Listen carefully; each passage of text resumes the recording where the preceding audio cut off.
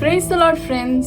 So after ஏசப்பா temple கோர்ட்ஸ்குள்ள போய் எல்லாம் கிளென்சிங் பண்ண பிறகு இந்த ஹோலி வீக்ல ஏசப்பா மறுபடியும் ஜெருசலேமுக்குள்ள பிரவேசிக்கும் பொழுது ஒரு ஃபிக் ட்ரீயை போற வழியில பாக்குறாங்க. அங்க போகும்போது அங்க கனி இல்லாத போது ஏசப்பா அதை கர்ஸ் பண்ண உடனே இட் கெட்ஸ் விதர்ட். ஸோ இதை நம்ம மேத்யூ சாப்டர் 21 verses 18 to 22 பாக்குறோம். அந்த சேம் சாப்டர்ல verse 43ல therefore I tell you that the kingdom of God will be taken away from you and given to a people who will produce its fruit.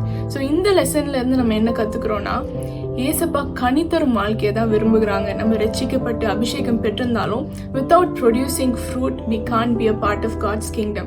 So இந்த நாள்ல ஏசப்பா என் வாழ்க்கையை கனி தரும் வாழ்க்கையா மாற்றுங்க நம்ம கேட்க போறோம்.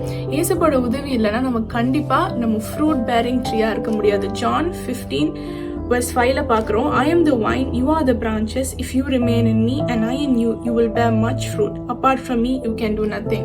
So without him, we can't bear fruit. And கனித்தரும் வாழ்க்கையை இந்த உலகத்துல நம்ம வாழ்வதற்கு ஏசப்பா ரொம்ப விரும்புறாங்க. நம்மளுடைய ஆக்ஷன்ஸ், நம்ம எக்ஸ்பிரஷன்ஸ், நம்ம ஸ்பீச்ல, நம்ம நடக்கிறதுல, நம்ம அன்புல நம்ம கனித்தரும் வாழ்க்கையை வாழ்வோம். ஏசப்பாவோட நாமத்தை மகிமைப்படுத்தலாம். Have a blessed week. God bless you.